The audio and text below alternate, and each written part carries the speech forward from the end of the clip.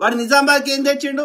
కవిత తెరిపియాలి, నేను Nizam sugar factory తెరిపిస్తాను. తెరిపిస్తున్నాడు వాడు అరవింద్ గాడు. మళ్ళీ ఆంధ్రప్రదేశ్ లో వాళ్ళ కేంద్ర మంత్రి క్యాబినెట్ మినిస్టర్ ఇచ్చారు, తెలంగాణ ఇద్దరికి సహాయ మంత్రి ఇచ్చారు. వీళ్ళు ఆడు ఉన్నా లేకున్నా నడవదు, వీళ్ళదేం చెల్లదు, వీళ్ళ బతుకులు వీళ్ళు మాట్లాడతారు. ఫేర్ గా ఎలక్షన్ జరిగి మీరు గెలుస్తలేరు, మోసం చేసి ఈవీఎం ఫస్ట్ క్లాస్ స్టార్టింగ్ లో ఈవీఎంలు చేసిరు. ఈవీఎంలు చేస్తే దొరుకుతున్నారు అని చెప్పి ఇప్పుడు ఓట్లు తగ్గించుడు పెంచుడు అంతా నీకు అనుకూలమైన ఎలక్షన్ కమిషనర్ పెట్టుకొని వాని మీద మళ్ళీ లీగల్ యాక్షన్ తీసుకోకుండా ఇమ్యూనిటీ తెప్పించుకొని, సో ఎలక్షన్ కమిషన్ లో ముగ్గురు ఉంటే చీఫ్ జస్టిస్ తీసేసి ఇప్పుడు కేంద్ర హోంమంత్రి మరియు ప్రధానమంత్రి కలిసి ఎలక్షన్ కమిషన్ నియమిస్తారు. ఆడ నచ్చకపోతే ఆడ ఈడు చెప్పినట్టు నచ్చకపోతే ఇంకోటి తెచ్చిపెట్టుకుంటారు. సో అట్లా మోసం చేసి ఫేక్ ఓట్లు చేసి ఎక్కడ ఎన్ని కరెక్ట్ క్యాల్కులేటెడ్ చేసి ఎక్కడ ప్రతిపక్షాల ఓట్లు చెల్లకుండా చేసి వీళ్ళకి పడాల్సిన ఓట్లు యాడ్ చేసుకొని అట్లా మోసం చేసి గెలిస్తే ఎన్నికలు ఎందుకు రా పుచ్చిమండ కొడుక? మోసం చేస్తే దానికి అర్థమైంది. ఎందుకు పోటీ, ఎందుకు టైం వేస్ట్? బొక్క చింపేసే రాజ్యాంగం, అప్పుడు నిన్ను చింపేస్తారు ప్రజలు.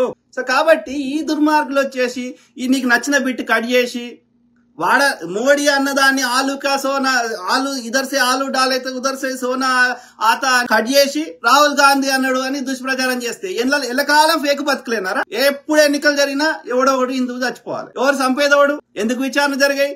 పార్లమెంట్ మీద దాడి జరిగితే ఎందుకు విచారణ జరగదు? 200 కేజీల RDX పుల్వామా దాడి జరిగితే ఎందుకు విచారణ జరగదు?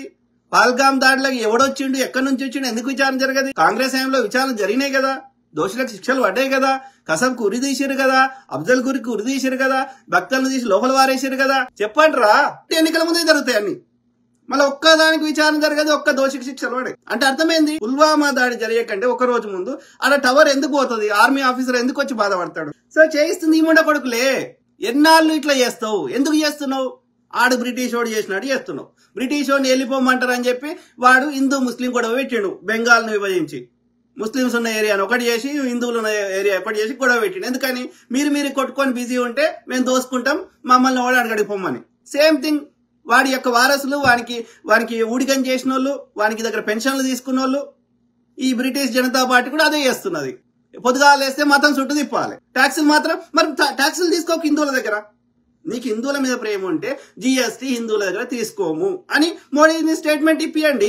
నల్ల చట్టాలు తెచ్చి 700 మంది రైతులు చచ్చిపోతే ఆ రైతులు ఎవరు? హిందువులు కాదా? వాళ్ళకి కనీసం కాంపెన్సేషన్ ఇచ్చినవా? ఇవాళ ధరలు పెరిగినాయి, ఆదాయం పెరుగుతలేదు, ఉద్యోగాలు పోతున్నాయి. ఇవాళ హిందువులు బాధపడుతుంటే మోడీ ఏం చేస్తుంది? అందరినీ సమానంగా చూస్తామంటే ఎట్లా తప్పు అవుతుందో చెప్పండి.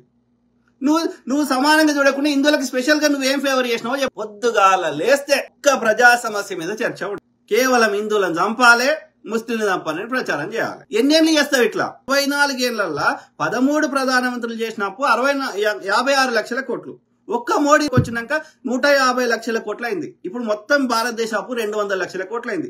దేశ సంపద ఎంత ఉందో అంతకు మించి అప్పులు అవుతున్నాయి రాష్ట్రమైన దేశమైన. మరి ఏం కట్టిర్రు అయ్యా? ఇప్పుడు మోడీ అనేట ఆయన ఒక నాగార్జున సాగర్ లాంటిది, ఒక శ్రీశైలం లాంటిది, ఒక శ్రీపాద ఎల్లంపల్లి లాంటిది, ఒక SRSP శ్రీరామ్ సాగర్ లాంటిది, ఒక బాక్రానంగల్ లాంటిది, అక్కడ దామోదర్ వ్యాలీ ప్రాజెక్ట్ లాంటిది ఒక్క నీటిపారుదల ప్రాజెక్టు మోడీ కట్టింది చెప్పండి.